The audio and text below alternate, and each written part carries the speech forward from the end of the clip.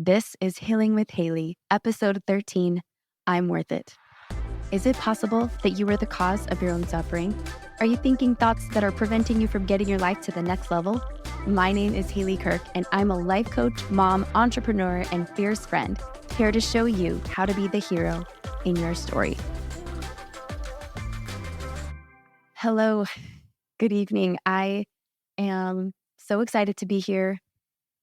I just got done teaching a heels class, and all week prior to this class, I was feeling really sick, and I had pink eye. I broke out in hives. I just all the things. So it was interesting how much my body was in recuperation mode, and so I didn't have my favorite things like spray tanning and putting some little bit of makeup on, and I was very bare. And I actually, in my own day to day, I don't like to put on makeup. I really do like to be as natural as possible. And that can be vulnerable as well. I do notice the difference in how people treat me when I'm wearing makeup versus not wearing makeup. And that could totally be in my head. I do think that there is some value where how you dress is how people treat you. I do notice the difference. It's hard to not notice the difference, I would say. And there's a lot of thought that go into, when you dress up nice, you feel good, dressing up in your best definitely changes your thoughts, I would say, to be as neutral as possible. And after my heels class, for my heels classes, I really like to, that's something you guys probably don't know about me, my audience. I am a heels instructor, and I love, love, love to also incorporate healing through dance. And so that's another one of my passions is teaching heels. And before class, I like to look my best. I like to spray tan. I like to get eyelashes on. I like to put some eyeliners, some eyebrows, and some lipstick and perfume and some big hoop earrings. So I really like to dress up for my classes. I like to look my best. And it's so interesting because I normally don't doll up like that. Even if I were to just kind of go out dancing with friends or go out with friends, I kind of just wear some mascara, and the eyebrows. But I don't go all out. For me, that's going all out.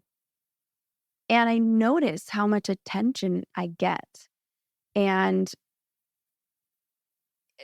I have struggled with that attention because I fear, or at least this is what my thoughts are telling me, that people are giving me the attention because they like what they see, not who I am.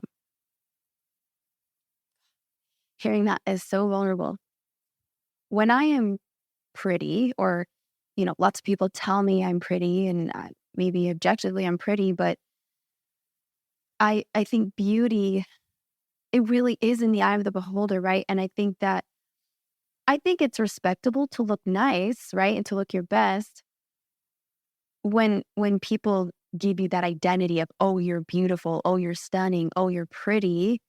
I think you carry that identity with you, and you kind of act differently.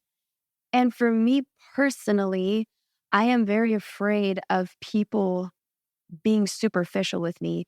I'm afraid of people just being around me or liking me or being interested in me because of my looks. I want people to know the Haley that's deeper. Man, this is getting me all choked up. And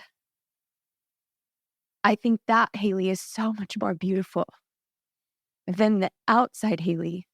As much as I love to take care of myself and I love going to the gym and I love learning beauty hacks and things, but the inside Haley is so much more beautiful and worth it than the outside Haley.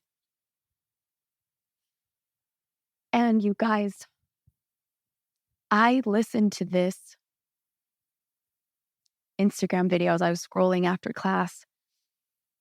And it touched me so deeply.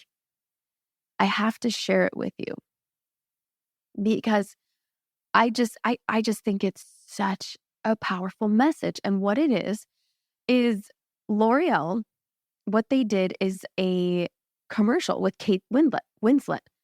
And what they say is for 50 years, L'Oreal Paris has been delivering this message that each of us can make our own, quote, because I'm worth it, end quote.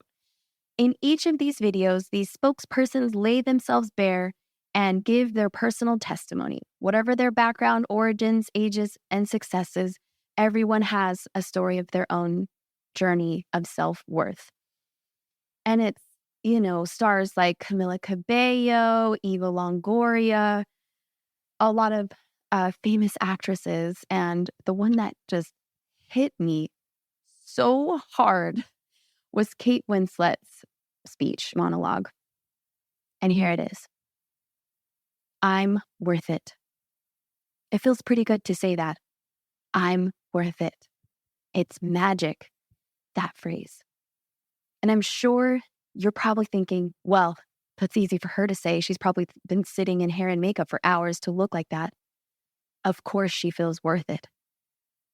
Because beauty can feel like a superpower, right? But this has to come off at some point. So the tricky part, the really tricky part for all of us is knowing how to feel worth it without any of this. Because let's be honest, I don't really look like this all of the time. I mean, who does? So then is what's left worth it? When you're younger, we often think that worth is all about our face or our shape or how much attention we get or how popular we are or how many likes we get compared to our friends, but it's not about any of that. I'm worth it is about owning your right to be you, to stand in your truth with your body, your skin, and your face is going to change as years pass. That's just a fact. But feeling brave enough to believe that you are worth it, it's something we all can help each other to do. It's easier said than done. We've all got things that we criticize in ourselves that we want to change or compare to others, our scars, our differences, but those are the things that make us exactly who we are. I probably listened to that monologue like 10 minutes, 5, I don't know, long time. And I watched it to write it down. I rewatched it over and over and over and over. And I'm so moved because what is left after the spray tan comes off, after the luxurious, sexy outfit, after the makeup comes off, the hair comes down? What is left? This beautiful, beautiful person that never loses worth. And how do we know? My favorite answer to this is because you're here. You were created and you never lose your worth. Whether you put makeup on or don't, whether you go to the gym or you don't, that inherent worth is never lost, no matter what you do. I actually have a personal story to share with this, just to show you guys how passionate I've been about this for years. When I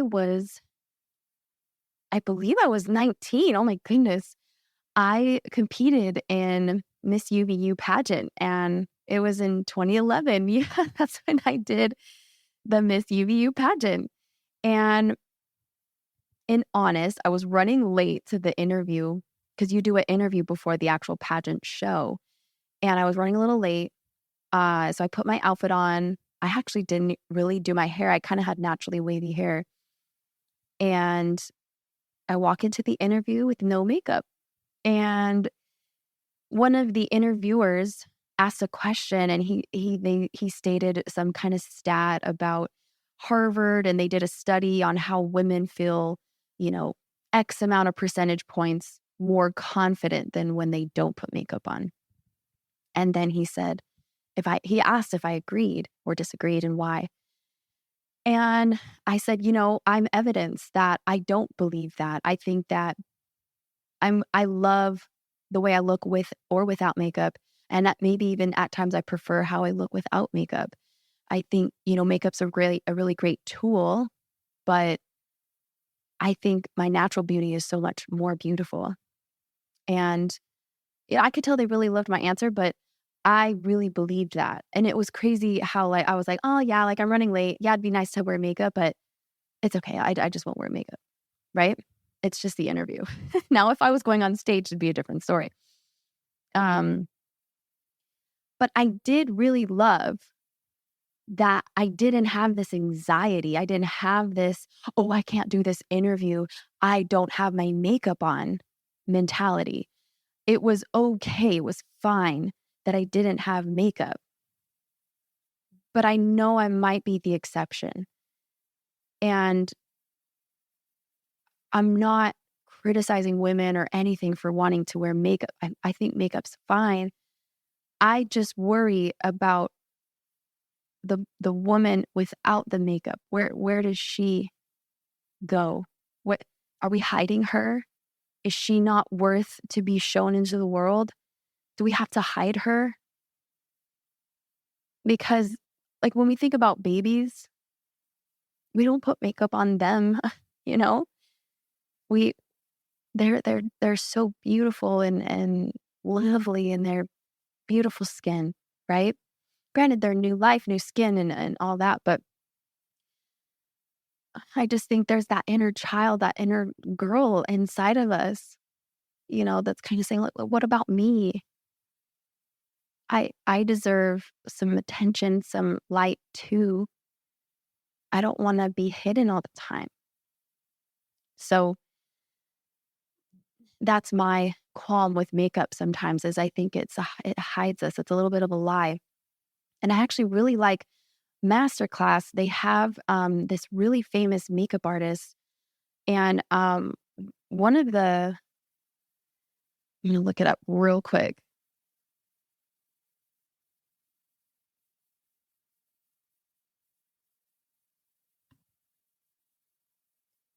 Bobby Brown. Yep, Bobby Brown. So Bobby Brown is featured in this program called Masterclass, where they take the officials of each category. They take Gary Kasparov for chess, they take Stephen Curry for basketball, they take Sarah Blakely for business, right? They take these elites, like the most accomplished, successful people in that category, and they have them teach in a specific field, right? And so for Bobby Brown, she does makeup for J Lo, all the famous celebrities. And I took a few of her classes, and I really liked her approach. What she would say is, she says, "I love to accent what natural beauty each person has." And I loved that. I loved that. I never liked the idea of contouring, never liked the idea of like putting like silicone things and just totally altering a face. To me, that just feels gross, unless it's for something artistically expressive or creative, some kind of play or Halloween, right? I think those things are fun. I think those things are very fun. But on a day to day basis, can you imagine trying to completely alter your face every day? Exhausting. We'll talk about that a little bit later. So, there's a really great book that is called More Than a Body. Your Body is an Instrument, Not an Ornament, is the title. And it was written by Lindsay and Lexi Kites, I'm sorry, PhD. And here are some very great things that I learned from the book that I think are questions I'd love for us to consider in our day to day. How do you feel about your body? Can our bodies only be observed from the outside? Are you a body first and then a person second? Are you letting your body define your worth? The root of negative body image is focusing on the appearance of your body. Positive body image isn't believing that your body looks good. There's knowing that your body is good no matter how it looks. Objectification is a circumstance that can't be avoided in our society, media, and personal interactions. This is a thought, this last one, that I I think is interesting. And I always just want to ask questions. Is this serving me? Is this thought serving me to believe that objectification can't be avoided, right? Maybe it can. Oh, we don't know. Like it's just a thought. It's not a fact. My appearance is just one facet of my being. Who cares if someone thinks I'm older, fatter, uglier? So what if I gained weight or look older? It's the truth. We are human. And then she gives an example of like, you take a family photo and you're just criticizing yourself in the photo. You're like, this is a bad picture of me, this angle, and you're judging yourself. And then a better thought is this family picture isn't about me. It's about all of us together. Such a beautiful thought. They continue to say, we live in a world that prizes bodies over our humanity. Interesting. Our appearance related choices should consider cultural social pressures of beauty. Completely understood. And something about this is I think is so interesting. In the 20s or 30s, like around the Great Depression, beauty at that time was a very skinny body, small boobs, and I think short hair, I believe, was kind of the beauty standard. Then kind of in the Madonna era, the Farrah Fawcett era, that it was a curvier figure, right? A curvier figure. And Madonna, I believe, weighed like 160, 170, which is like so crazy because nowadays it's almost like big butt, big boobs, small waist. And it doesn't really matter how much you weigh, but those things are very important if you can get them. Brazilian booty, those kind of beauty standards. And it's just interesting, right, that beauty standards change, right? When Friends came out, thin eyebrows were really popular. Then the Kim Kardashians made the big, thick eyebrows really popular. And it's just so interesting how much beauty changes happen and how much they come back to. Like style, right now, the 90s are in style. And in a few months ago, it was like high waist jeans and high waist tight jeans, like kind of 80s. It's just so interesting how much beauty standards change and come back. It's very interesting to know. Okay, so they continue to say, when it comes to grooming, consider these three things. Is it oppressive? Is this part of a creative self-expression, or is this just a preference? Right. And I'll take an example. One of my insecurities for my body is my skin tone. I'm really, really pale and white. Hilarious, because in Asia, I actually went to China to teach English for 4 months for a semester of college. And they loved my white skin. They have kits at grocery stores to bleach your skin white. The fairer you are, the more beautiful.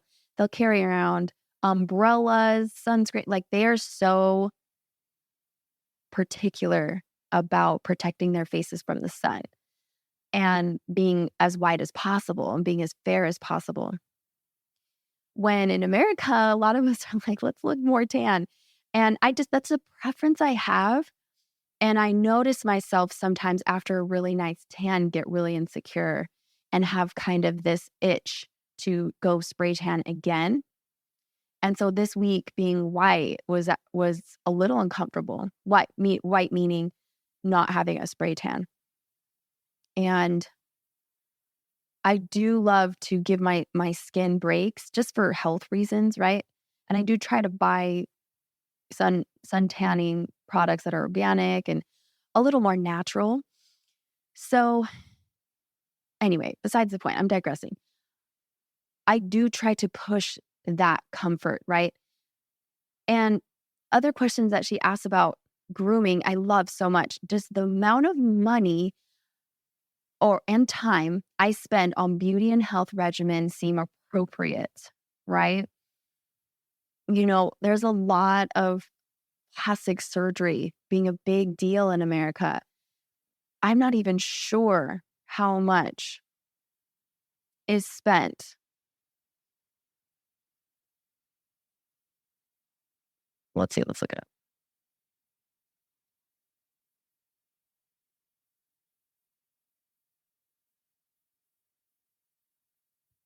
8.5 billion dollars in plastic surgery.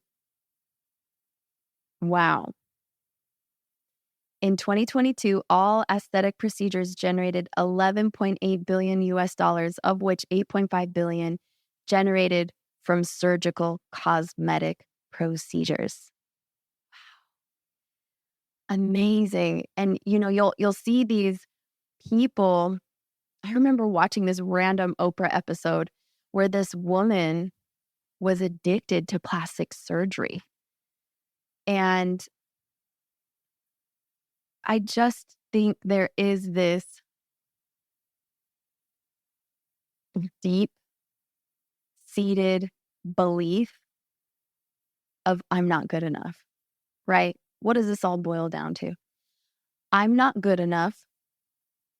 And therefore, if I'm not good enough, I can't be loved. Ouch. And these two thoughts come from Tony Robbins. And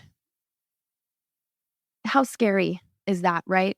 If I'm not good enough, then I'm not lovable. No one will love me because I'm not good enough.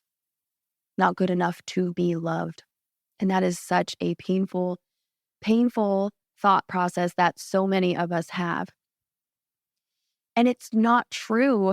I want to break the news. I want this to go on live television and say, this is the big lie we're all being told, is that we're not good enough.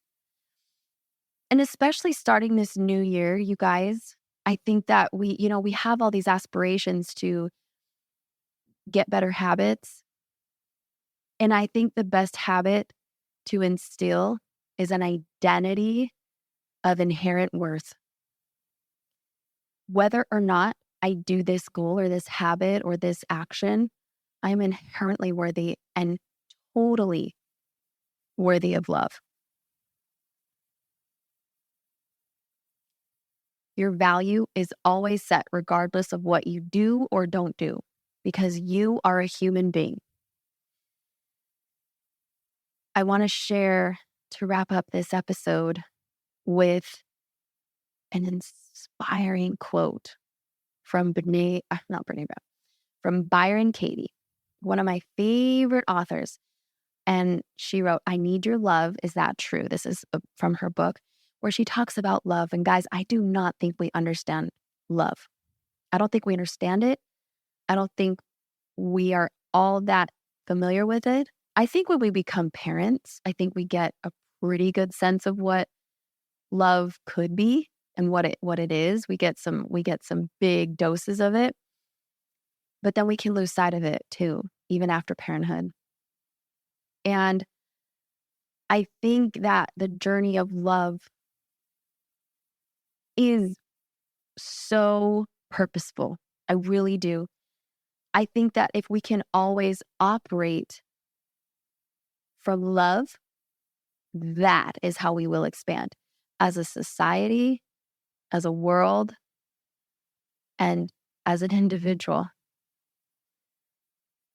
Imagine if you walked around with love and just feeling love all day long. Like, how bliss would you be?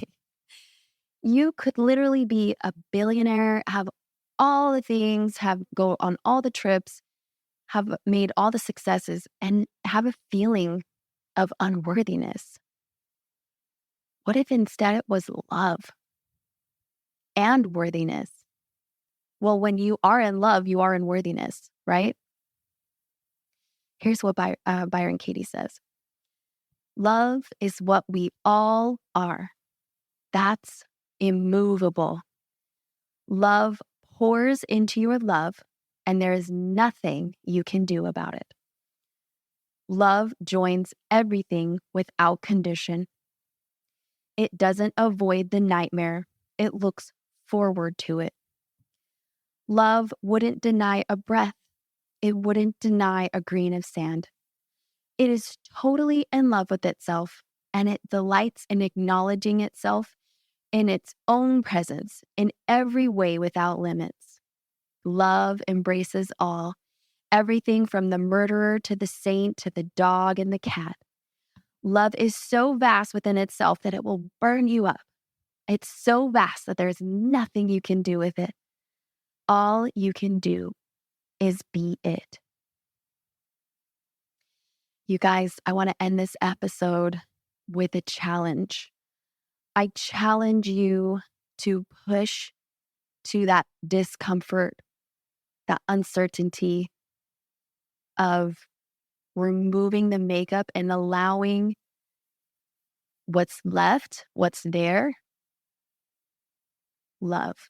Allow that person, that raw, naked version of you, to experience love, acceptance, and worthiness.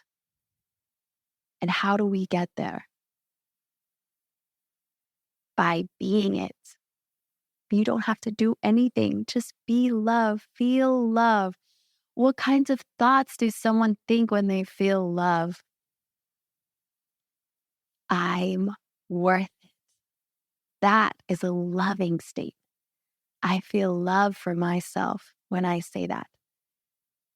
And a lot of times, you guys, there might be a thought where you're like, sure, it's not believable. Try it on like a t-shirt. Try on a thought that maybe I might be worth it. If I'm worth it is a stretch for you guys, what if I am worth it? Maybe that's a baby step thought to I'm worth it. Maybe if you really struggle with self-worth, what if I am worth it? Maybe I am worth it. I am worth it. I am lovable. How do I know? Because I'm here. Something created me. There is some reason I'm here.